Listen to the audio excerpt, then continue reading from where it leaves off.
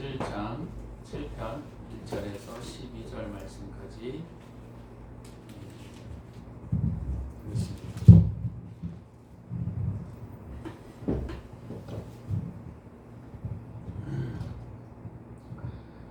시편 7장 7편 1절에서 12절 말씀까지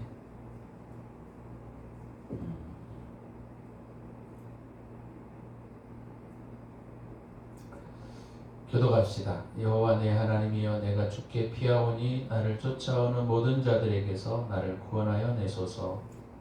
온전할 자 없으며 그들이 사자같이 나를 짚고 그들과 하나이다. 여호와 내 하나님이여, 내가 이런 일을 행하였거나 내 손에 죄악이 있거나 확실한 자를 악으로 바꾸거나 내 입에서 공고가 없이 원수가 나의 영혼을 쫓아잡아 내 생명을 땅에 짓밟게 하고 내 영광을 먼지 속에 살게 하소서.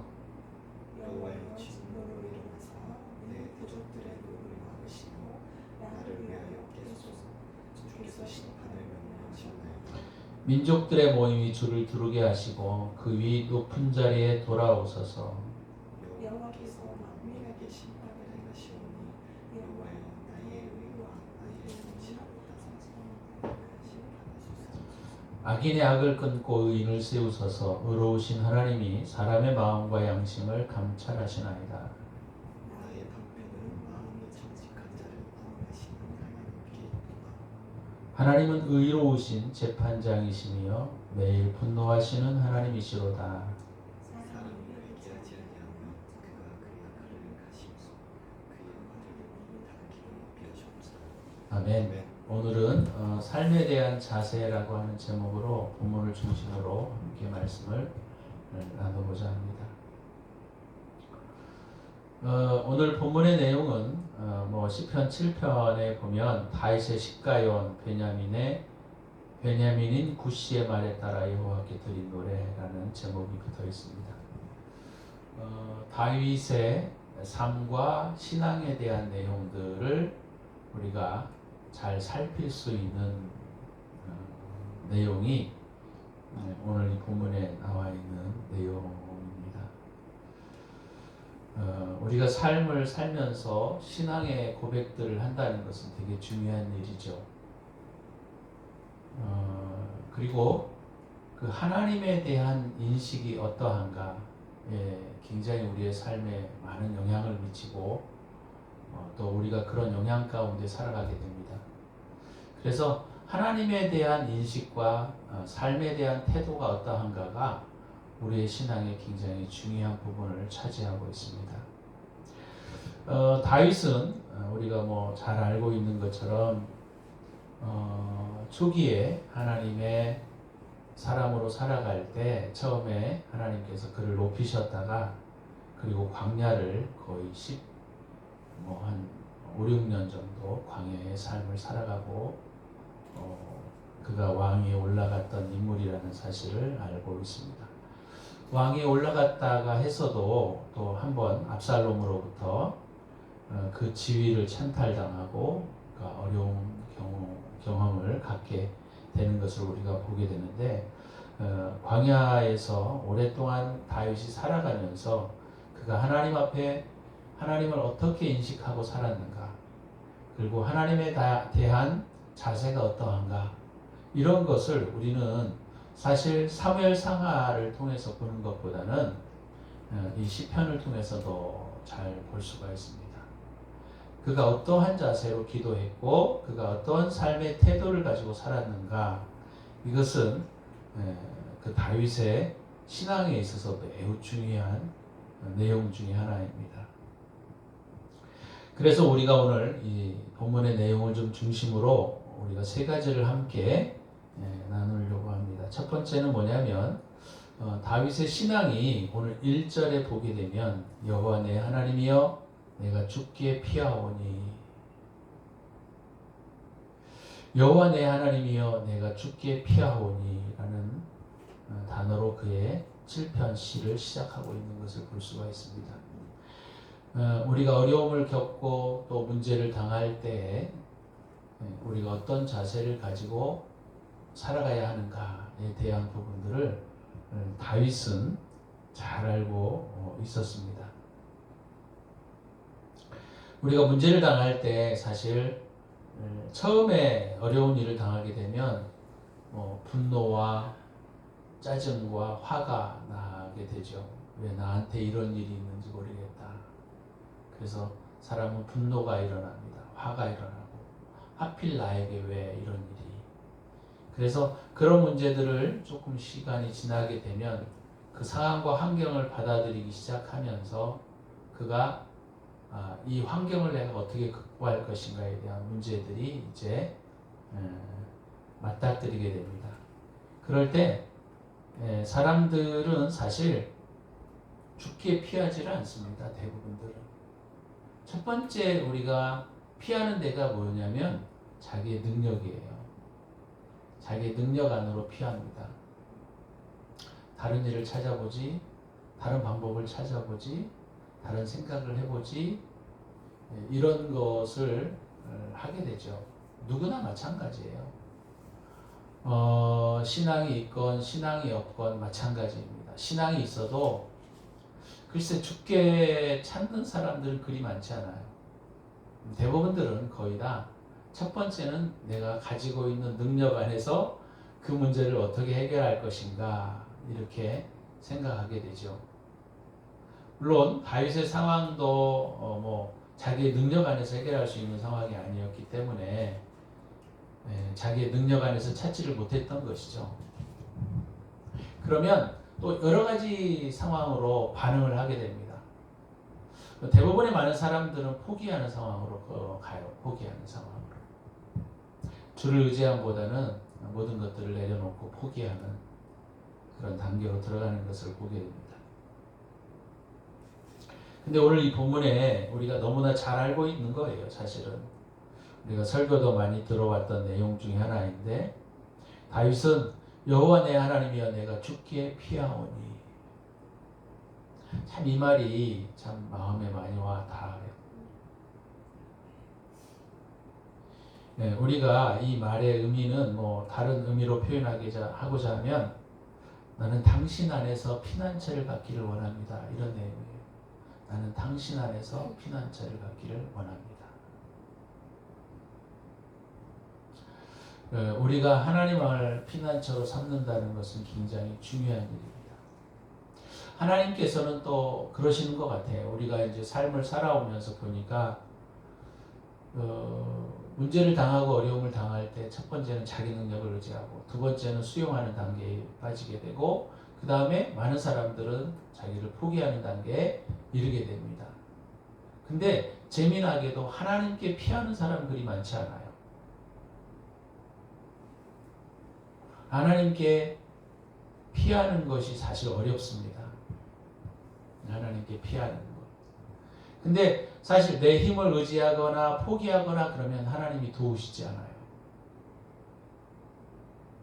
그러니까 하나님을 피난처로 삼고 그곳으로 들어가는 자에게 하나님이 피난처가 되어주신다라고 하는 것입니다. 그래서 우리가 이 사건을 우리가 보면 다윗은 우리 시편 내용들을 쭉 읽어보시면 다윗은 항상 하나님을 피난처로 삼고 살았어요. 오늘 우리가 추수감사 주일에 우리가 찬양을 드리면서 하나님께 너무너무 감사한 것은 하나님께서 풍성한 삶을 우리에게 주셨다라고 하는 것인데 이런 풍성한 삶이 사실 어디로부터 오느냐? 우리가 하나님을 피난처로 삼고 살아갈 때 오는 것입니다. 저희도 어려움들을 겪어가면서 사실 아까 제가 말씀을 드렸던 여러 단계들을 우리도 거치면서 뭘 알게 됐느냐면 오랜 시간이 지나서야 비로소 하나님을 완전한 피난처로 삼는구나 라는 것들을 알게 됐고 우리가 하나님께 완전한 당신을 피난처로 삼게 될 때 당신이 보호하시기 시작한다는 거예요. 그러니까 우리가 하나님을 피난처로 삼고 있지 않을 때에는 하나님이 우리를 보호하시지 않습니다. 근데 사람은 누구나 마찬가지겠지만 조금이라도 내가 의지할 자리가 있거나 내가 뭔가 지푸라기라도 잡을 것이 있으면 하나님을 완전한 나의 피난처로 삼지 않습니다. 말로는 내가 하나님 피난처로 삼습니다. 하나님은 나의 방패가 되십니다. 하나님은 나의 구원의 뿌리십니다. 라는 고백은 하지만 실상 그들의 삶을 들여다보거나 그 삶의 주요한 내용들을 살펴보게 되면 진실로 하나님을 피난처로 삼고 살아가는 사람들이 많지 않다라고 하는 것이죠. 근데 오늘 우리가 다윗의 고백을 통해서 우리가 어떤 다른 것으로부터 우리가 피난처를 삼지 마시고 오늘 저와 여러분들은 늘 주님의 피난처 안으로 깊이 들어가시기를 바랍니다. 주님의 피난처 안으로 우리가 깊이 들어가야 돼요. 이것도 마찬가지로 우리가 묵상하고 기도하면서 우리의 삶이 주님의 피난처 안으로 자꾸 들어가는 그런 삶을 우리가 하나님 앞에 고백하며 살아갈 수 있는 삶이 되셔야 합니다. 우리가 사울과 다윗의 내용들을 우리가 보게 되면 사울은 실제적으로 신앙의 모습이 굉장히 많았습니다. 겉으로의 신앙의 모습은 굉장히 많았어요. 그는 블레셋과 전투를 하기 전에도 하나님의 법궤를 가지고 예배했고 또 하나님의 선지자들을 모셔다가 섬기고 이런 삶을 사울은 많이 살았어요. 근데 다윗은 의외로 사울 왕보다는 그런 모습이 별로 나타나지 않습니다. 외적으로. 그렇지만 사울과 다윗을 이렇게 비교해 보게 되면 사울은 겉으로 신앙의 모습을 많이 표현하고 그 다음에 예배의 삶들을 많이 살았고 그랬지만 실상 그가 하나님과의 교제는 그렇게 많지 않았습니다. 우리가 이것을 보면 알 수 있어요. 다윗과 사울의 차이는 실상 우리가 외면적인 모습으로 보게 되면 훨씬 신앙인의 모습을 가지고 있었던 사람은 사실 사울이에요.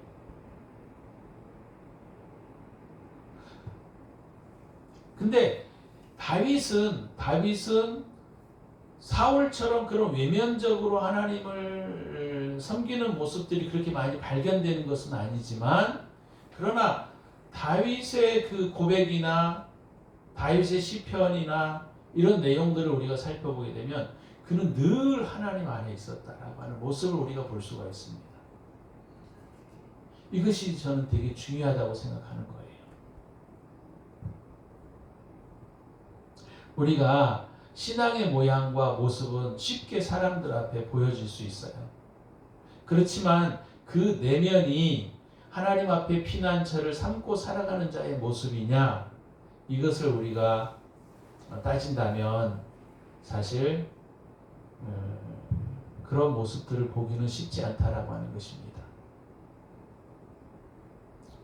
그러니까 우리가 하나님 앞에 그가 우리의 방패가 되어주시고 그가 우리의 피난처가 되어주시지 않는 가장 중요한 이유는 뭐냐라고 했을 때 그것은 그가 진실된 마음으로 하나님을 피난처로 삼고 있지 않기 때문입니다. 종교적 모습, 종교적 내용으로는 그가 하나님을 나의 피난처로 삼고 있지만 그의 내면의 깊은 곳에서는 그가 하나님을 피난처로 삼는 일들이 그리 많지 않다라고 하는 것이에요. 그래서 우리가 오늘 이 다윗의 시편을 통해서 우리가 배워야 할 것 중에 하나가 바로 뭐냐면 저와 여러분들의 삶 가운데 늘 주님, 나는 주님의 피난처 안에 거하기를 원합니다. 이런 마음의 고백을 많이 들으셔야 돼요. 주님, 나는 주님의 피난처 안으로 들어가기를 원합니다. 이런 고백이 많아야 돼요. 그것이 오늘 다윗의 모습이에요. 여호와 내 하나님이여 내가 주께 피합니다. 주님은 나의 피난처가 되어 주십니다. 라고 하는 고백을 많이 드렸다라고 하는 것입니다. 그리고 1절과 2절의 내용에서 보게 되면 다윗이 이런 고백을 해요. 2절에 보면 건전할 자가 없으면 그들이 사자같이 나를 찢고 뜯을까 합니다. 그러니까 그가 고백하고 있는 것은 바로 뭐냐면 그가 하나님의 완전한 피난처 안으로 들어갔다라고 하는 거예요.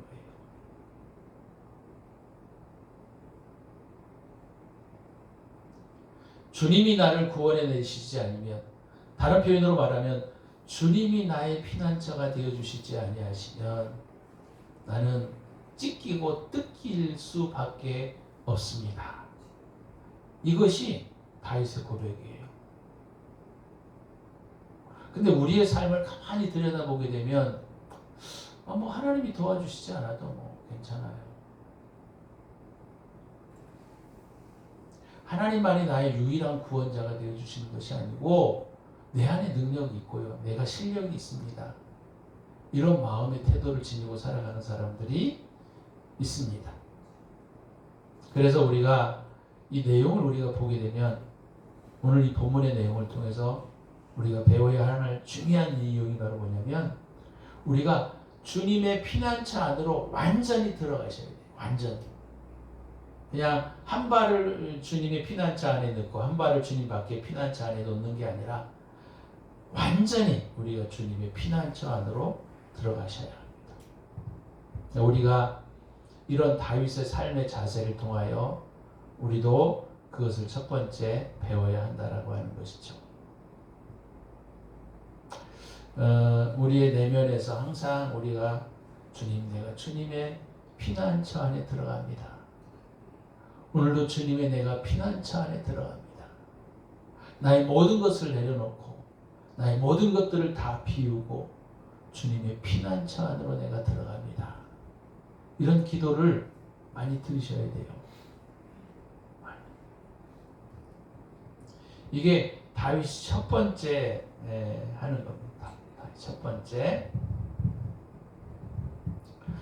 두 번째는 3절과 7절, 8절, 9절까지인데 우리가 이 3절에서부터 9절까지에서 뭘 우리가 알 수가 있냐면 다윗의 신앙의 태도, 다윗의 삶의 철학을 우리가 볼 수가 있습니다. 나는 이게 너무 중요하다고 봐요. 요즘에 3절에서 9절까지죠. 이게 사실 이 내용의 고백을 통해서 우리가 뭐를 볼 수 있냐면 다윗이 삶을 어떤 자세로 살았는가, 다윗의 삶의 철학이 무엇이었는가를 우리는 정확하게 볼 수 있고 알 수 있습니다. 오늘 제가 이 본문의 내용은 사실 묵상하면서 주님께서 이 부분에 대한 이야기들을 나눌 것을 말씀하시고 하셔서 제가 이 말씀을 하는데, 이 3절에서 5절의 내용을 보시면 너무너무 중요한 내용이 여기 담겨 있어요. 사실 그래서 잠깐 3절에서 5절의 내용을 좀 보시면, 여호와 내 하나님이여 내가 이런 일을 행하였거나 내 손에 죄악이 있거나 화친한 자를 악으로 갚았거나 내 대적에게서 까닭 없이 빼앗았거든. 5절에 보시면 원수가 나의 영혼을 쫓아잡아 내 생명을 땅에 짓밟게 하고 내 영광을 먼지 속에 살게 하소서. 야, 이런 고백을 할 수 있다는 것이 참 대단하다라고 하는 거예요. 그래서 3절에서 이 5절에 있는 내용이 뭐냐면 다윗의 삶의 철학을 볼 수 있어요.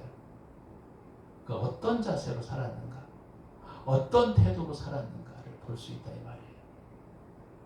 물론 인간의 행동은 완전하지 않습니다. 인간은 때로는 죄를 지을 수 있고 악을 행할 수 있어요. 제가 그것을 말씀드리고 싶은 것이 아니고 무결점의 인간이 되어야 한다라고 하는 것을 말하고 있는 것이 아니에요. 다윗이. 그러나 다윗의 그 마음의 태도나 삶의 태도가 어떠하였는가를 우리가 이 3절에서 5절의 고백을 통해서 볼 수가 있는 겁니다. 내가 내 손에 죄악이 있거나 내가 악을 행하였거나 내 대적에게서 까닭 없이 빼앗았거든. 하나님, 사단이 나로 하여금 그런 저주를 내가 당하도 나는 마땅하다고 생각합니다 라는 자세예요. 요즘의 그리스도인의 기도와는 상당히 거리가 먼 기도의 내용이라는 거죠. 다시 한번 말씀을 드리지만 이 본문은 우리가 무결점의 삶을 살아야 한다는 것을 말하고 있는 것이 아니에요. 다윗이 그가 한 사람을 대할 때 또는 그가 어떤 일들을 당하게 될 때 그가 어떤 사건을 만나게 될 때 그가 어떤 자세로 살았는가를 보여주고 있는 것이 3절에서 5절 내용이라는 거예요.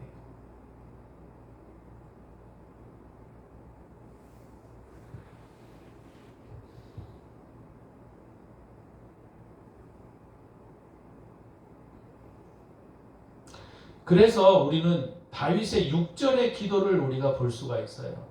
여호와여 진노로 일어나사 내 대적들의 노를 막으시며 나를 위하여 깨소서 주께서 심판을 명령하셨나이다.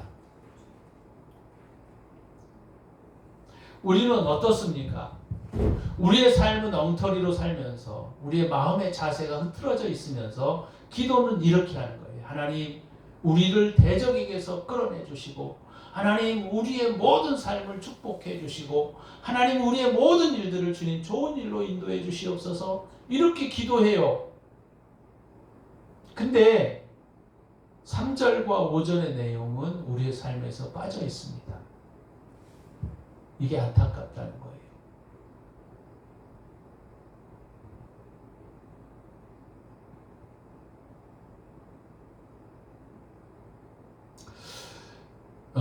다윗이 3절에서 5절의 말씀들은 사실 살아내기가 쉽지는 않은 것 같더라고요.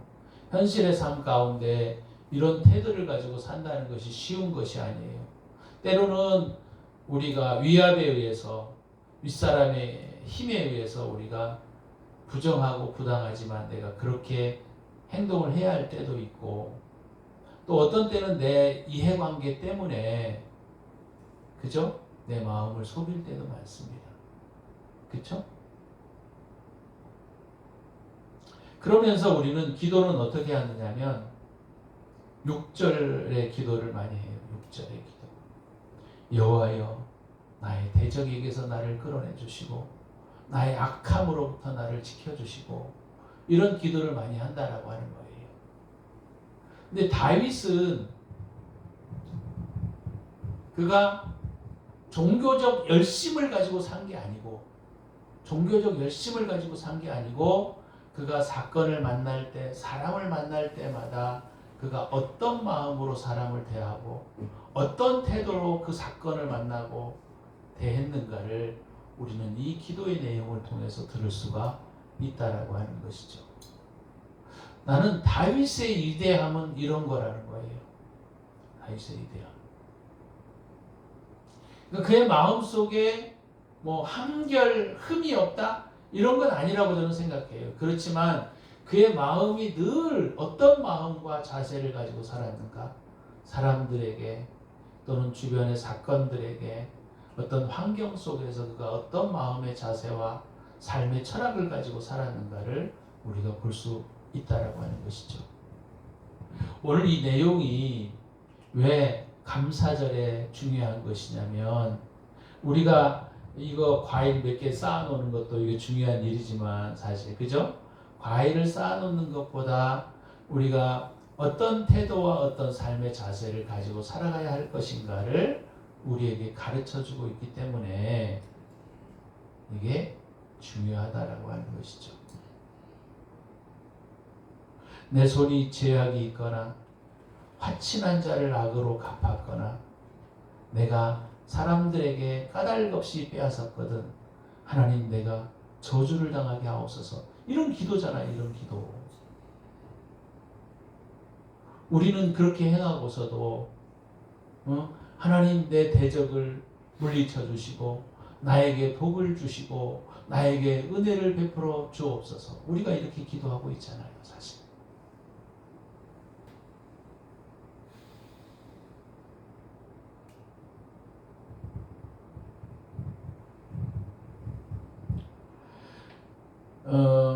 이 본문의 내용을 여러분들이 보시면 6절에도 7절에도 그 위 높은 자리에 돌아오소서, 그 위 높은 자리에 돌아오소서. 이 말이 좀 잘 이해가 되지 않아서 제가 원문하고 영어를 좀 보니까 룰 오버된 하나님 그 위에서 통치하시옵소서 이런 뜻이. 하나님이 만주군의 왕으로 오시옵소서 이런 뜻이더라고요. 그러니까 다윗의 기도를 통해서 보게 되면 다윗이 그가 항상 어떤 마음의 태도를 가지고 살았는가를 볼 수 있을 뿐만 아니라 그가 나중에도 우리가 이 밑에 보면은 본문에도 그런 내용들이 나와 있어요. 하나님은 의의 통치자이시다라는 거예요. 그래서 다윗은 하나님 우리의 삶을 지켜주시옵소서 이렇게 기도하지 않아요. 하나님 의의 심판자가 되어주시고 악인에게 갚아주시고 이렇게 말하고 있는 거예요. 그럼 악인이 어떤 사람이 악인이 될 수도 있습니까? 크리스찬이 악인이 될 수도 있어요, 여러분.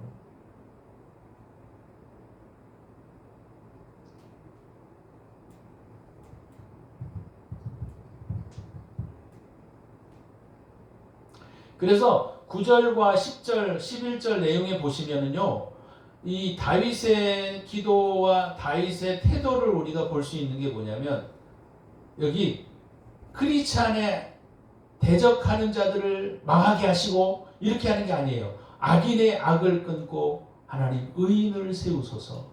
의로우신 하나님이 사람의 마음과 양심을 감찰하시나이다. 이런 고백을 한다는 말이죠. 우리는 어떻게 기도합니까? 하나님 내 편이 되어 주셔서 저놈들은 악하니까 좀 악을 갚아 주시옵소서. 이렇게 기도하잖아요. 그러니까 다윗이 말이죠.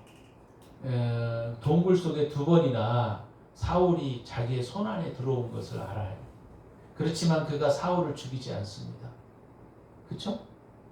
옷자락을 가만히 베고 또 물병을 가져오고 그리고 하나님의 사람의 손을 대지 않아요. 자기가.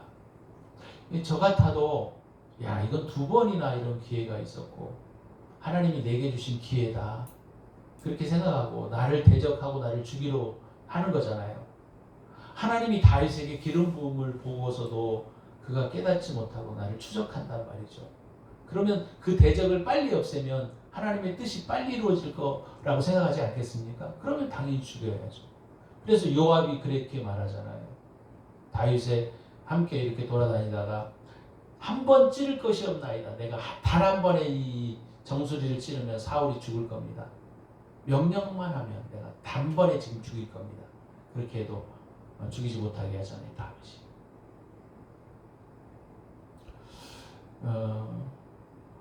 오늘 이 본문의 내용을 무결점의 사람을 하나님이 추구할 것을 요구한다라고 생각하시면 이 본문에 대한 이해가 적은 거예요.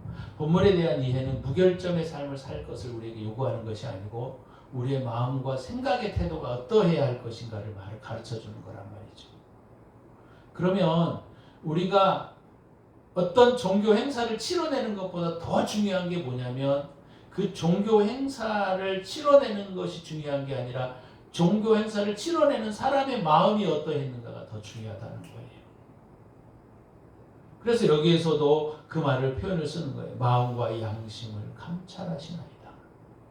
그러니까 다윗이 늘 마음과 양심이 어디로 향하고 있었다? 하나님께로 향하고 있었고 의를 향하여 있었고 항상 하나님 앞에 그러한 마음과 태도를 가지고 살았다라고 하는 사실을 우리가 알 수가 있다는 거예요.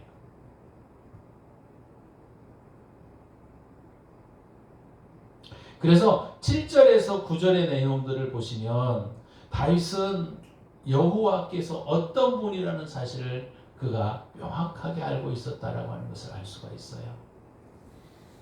하나님, 우리는 뭐라고 기도합니까? 항상 내 편에 서달라고 기도하고 내가 행하는 것은 하나님이 나를 축복해 주시고 저 이웃이 행하는 것들은 하나님이 저주하시는 표현은 안 쓰지만 그죠? 내 편이 되어달라고 하잖아요. 그게 아니고 하나님이 내 편이 되어달라고 기도하는 것이 아니라 하나님은 의의 심판자로 나에게 찾아오시옵소서. 다윗이 그렇게 기도하고 있다는 거예요. 그러니까 우리가 이 사건을 통해서 우리가 이 추수감사절을 맞이하면서 사실 추수감사절을 지내는 우리 마음의 태도가 어떠해야 한가? 이것은 내 삶의 현장에서 내가 어떤 자세로 살아가야 할 것인가를 가르쳐주고 있다는 것이죠. 나는 이게 되게 중요하다고 생각해요. 다윗의 이 기도는 참 대단해요. 나는. 그래서 10절에 보면 이 다윗이 참 그가 어떤 삶을 살았는가를 우리에게 보여주고 있는 아주 그 핵심적인 말을 표현합니다. 나의 방패는 나의 하나님께 있도다 이렇게 고백하지 않아요. 나의 방패는 그죠? 마음이 정직한 자를 구원하시는 하나님. 그러니까 우리가 이 본문의 내용을 통해서 보게 되면 구약에서도 무엇을 말하고 있습니까? 마음이 청결한 자, 마음이 깨끗한 자, 이것을 다윗은 고백하고 있다는 것을 볼 수가 있습니다. 그는 구약의 사람이지만 신약의 내용, 예수님께서 무엇을 말씀하시고자 했고 예수님께서 어떤 태도의 삶을 자세를 가지고 살아가야 할 것인가를 알고 있었던 사람이에요. 오늘 추수감사를 맞이하면서 저와 여러분들이 내가 평상시에 어떤 삶을 살아가야 할 것인가, 어떤 태도로 살아가야 할 것인가, 우리가 이것을 잘 기억해야 한다는 것이죠. 10절에 나의 방패는 마음이 정직한 자를 구원하시는 하나님께 있도다. 근데 우리는 뭐라고 기도하죠? 나의 방패는 나의 하나님이십니다. 물론 그 기도도 괜찮아요, 그죠? 그런 마음을 가지고 살아가는 사람들에게는. 그렇지만 우리가 오늘 이 말씀을 통해서 저는 항상 그런 고백을 많이 하지만 우리 삶이 하나님께 예배이다.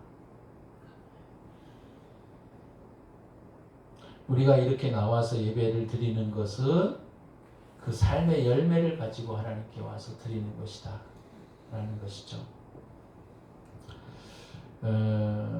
그래서 11절에도 하나님은 의로우신 재판장이시며 이렇게 말합니다. 하나님은 의로우신 재판장이시며. 사실 참 이런 고백을 한다는 게 쉬운 일은 아닌 것 같아요.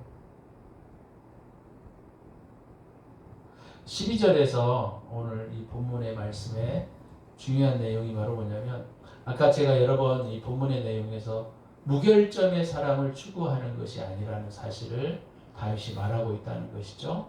그럼 무결점의 사람이 아니라는 사실을 우리가 알 수 있는 근거가 뭐냐? 12절에 있다는 거예요. 사람이 회개하지 아니하면. 그러니까 뭐예요?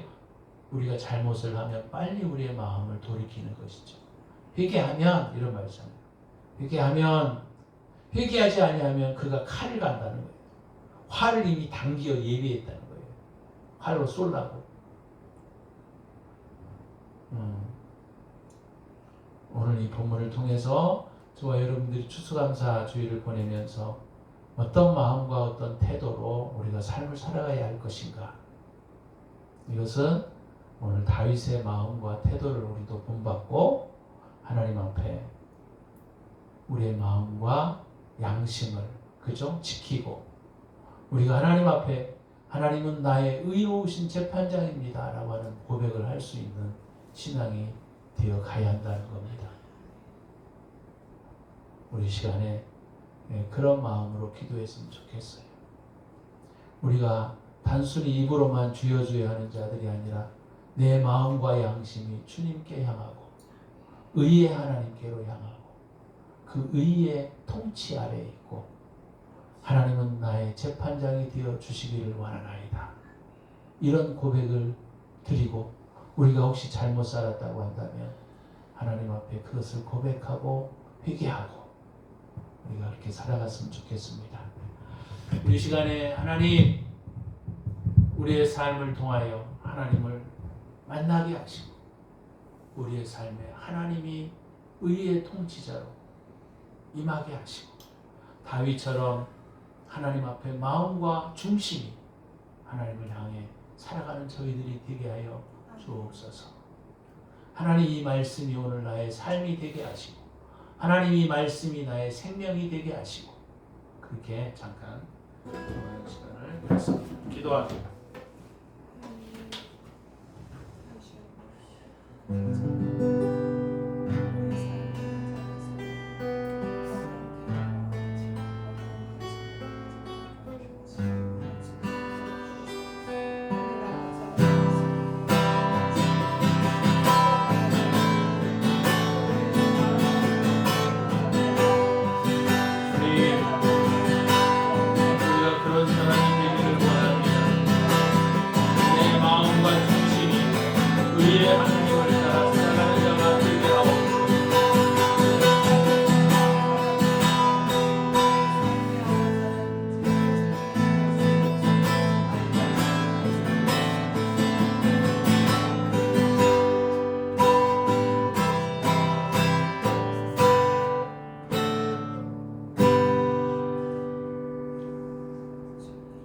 주님 은혜를 감사합니다. 하나님, 우린 자꾸 외부에 나타나는 행동을 통제하려고만 했지 우리가 어떤 자세와 어떤 태도로 살아가야 하는지에 대하여 많이 생각하지 못하고 살아갑니다.